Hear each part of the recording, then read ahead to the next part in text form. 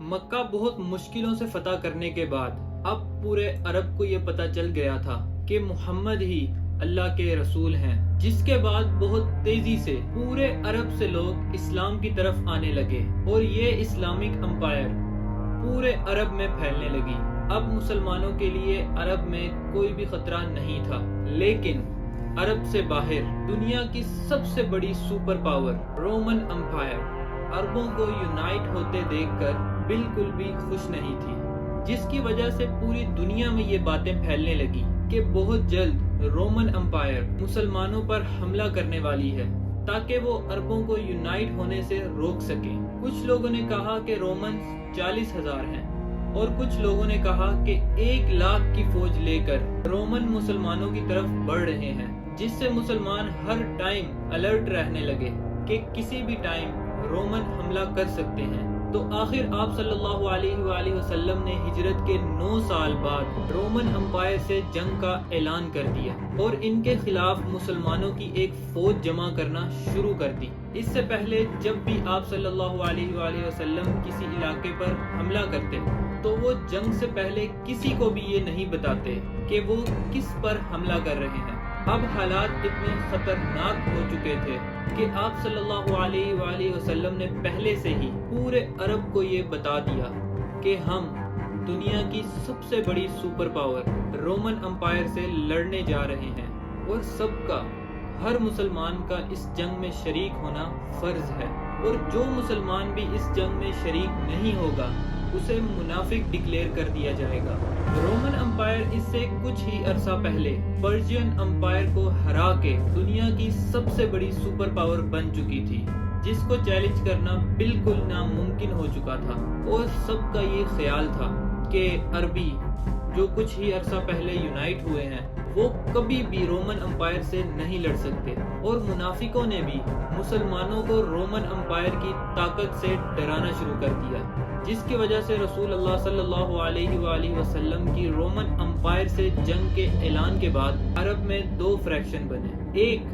جو اپنا سب کچھ قربان کر کے بغیر کسی خوف کے مدینہ کی طرف جنگ میں شامل ہونے کے لیے روانہ ہوئے، اور دوسرے وہ جو اس خطرناک جنگ سے بچنے کے لیے بہانے بنانے لگے۔ آہستہ آہستہ پورے عرب سے لوگوں نے اس فوج کو جوائن کرنا شروع کیا، اور آخر اس فوج کا نمبر 30,000 تک پہنچ گیا، اور یہ فوج عرب کی سب سے بڑی فوج بن گئی۔ لیکن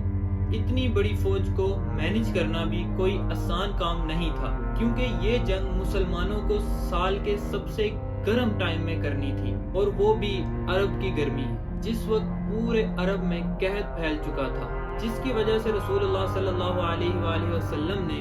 سارے مسلمانوں سے اس فوج کے لیے فنڈز اکٹھا کرنے کی ریکویسٹ کی، جس کے بعد ہر مسلمان اپنی طاقت کے مطابق اس فوج کے لیے فنڈز اکٹھا کرنے لگا۔ رسول اللہ صلی اللہ علیہ وآلہ وسلم اب تک ہر جنگ کے بعد جو بھی مال غنیمت حاصل کرتے تھے اسے پورے مسلمانوں میں تقسیم کر دیتے تھے برابر برابر۔ تو اب مسلمانوں کی باری تھی کہ وہ بھی رسول اللہ کی اسی طرح مدد کریں۔ تو حضرت عمر رضی اللہ تعالیٰ عنہ جو ہمیشہ اچھے کاموں میں حضرت ابو بکر رضی اللہ تعالیٰ عنہ سے ایک قدم پیچھے رہتے تھے، انہوں نے اس بار ابو بکر رضی اللہ تعالیٰ عنہ سے جیتنے کے لیے سب سے پہلے جا کر اپنی ساری دولت کا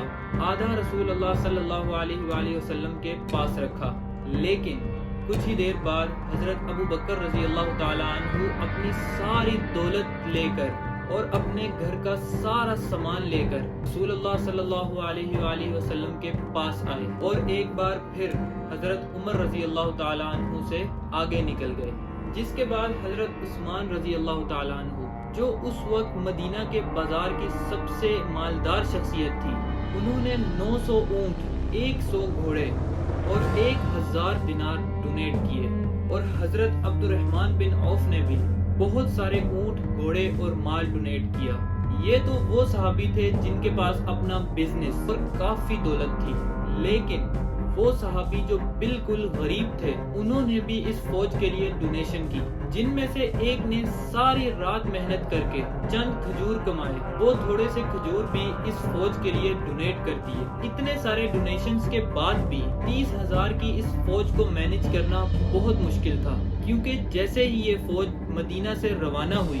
ہر 18 صحابہ کے لیے صرف ایک اونٹ تھا، اور تبوک مدینہ سے 700 کلومیٹر دور تھا، اور وہاں پہنچنے کے لیے کم سے کم 15 دن کا سفر کرنا تھا۔ تو 18 صحابہ ایک ہی اونٹ پر باری باری بیٹھ کر سفر کرنے لگے، جو بہت مشکل کام تھا ہی، لیکن کچھ ہی دنوں بعد راستے میں مسلمانوں کے پاس کھانے پینے کا بھی سامان ختم ہو گیا، جس کی وجہ سے مسلمانوں کو مجبوراً ان اونٹوں کو بھی ذبح کرنا پڑا۔ لیکن اتنے سخت حالات میں بھی سب کو پتا تھا کہ ان میں سے کوئی بھی پیچھے رہ گیا تو وہ منافق ڈکلیئر کر دیا جائے گا، تو سارے مسلمان اس سب کے باوجود بھی آگے بڑھنے لگے۔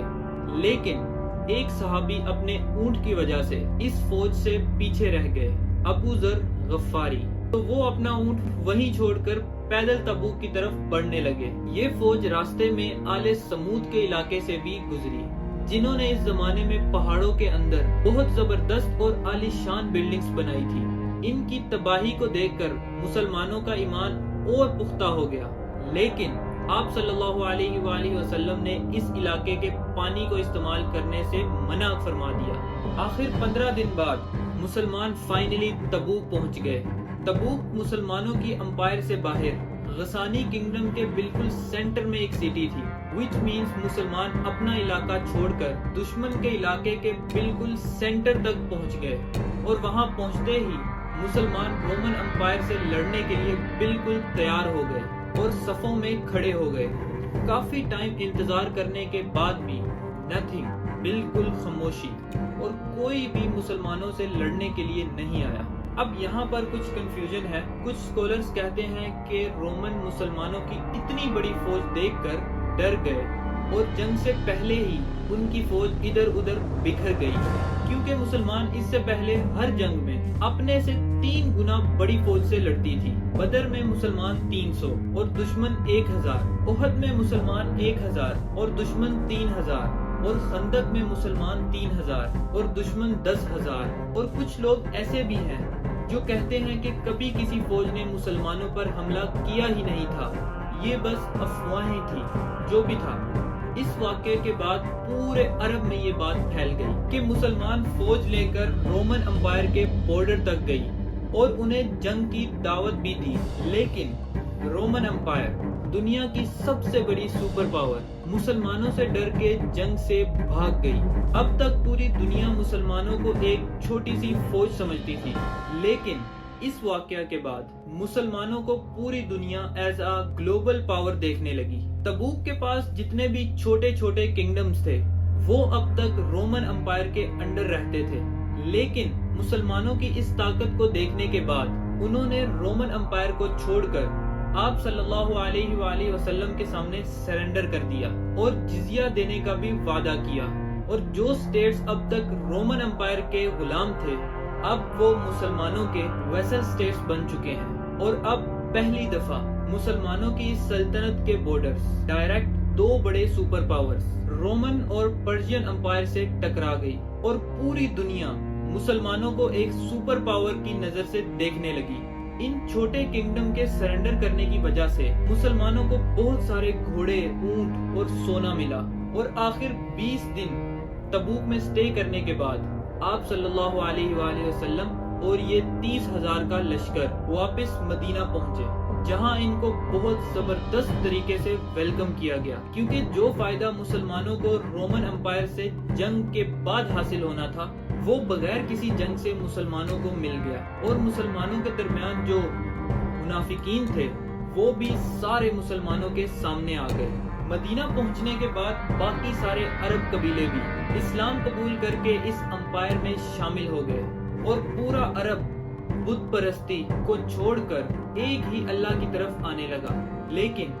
اس کے ساتھ ہی رسول اللہ صلی اللہ علیہ وآلہ وسلم کا اس دنیا میں مشن کمپلیٹ ہو گیا، کیونکہ یہ جنگ تبوک رسول اللہ صلی اللہ علیہ وآلہ وسلم کی زندگی کی